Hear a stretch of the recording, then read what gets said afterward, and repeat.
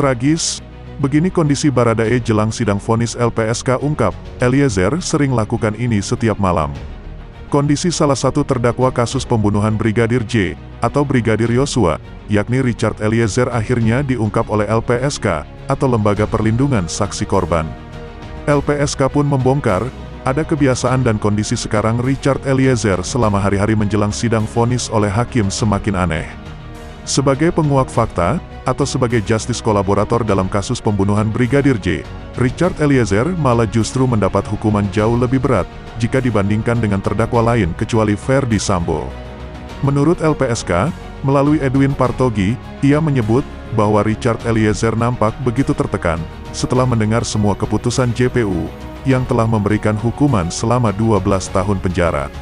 Hal tersebut pun membuat Richard Eliezer mengalami perubahan drastis, mulai dari pola tidur, bahkan bisa mengalami sulit tidur. Untuk Baradae, Eliezer memang mengalami perubahan pola tidur, sejak mendengarkan tuntutan yang dibacakan oleh jaksa penuntut umum, ujar Edwin.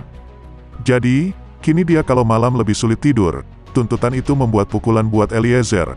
Membayangkan 12 tahun itu tentu tidak mudah, ucapnya. Menurut Edwin sendiri, Richard Eliezer masih begitu berharap besar, bahwa hakim akan memberikannya vonis yang jauh lebih ringan dari tuntutan JPU sebelumnya.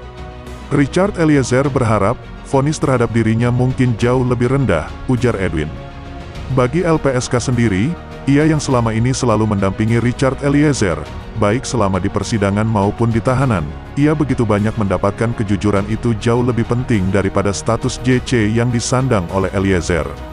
Di setiap harinya selama 24 jam, ada petugas LPSK yang bersama Eliezer.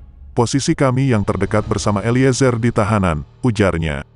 Hal itu pun dilakukan pihak LPSK demi bisa memastikan keamanan dan perlindungan terhadap Eliezer, sehingga bisa menempatkan orang di dalam rutan untuk terus bisa memantau kondisi Richard Eliezer.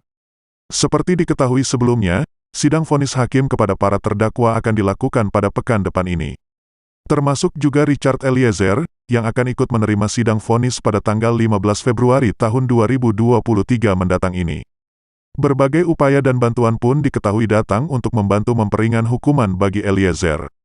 Salah satunya adalah Amisus Curiae yang diketahui dikirimkan oleh ICJR dan PILNET sebagai bahan pertimbangan hakim, yang memberikan putusan walaupun sifatnya tetap tidak bisa mengikat.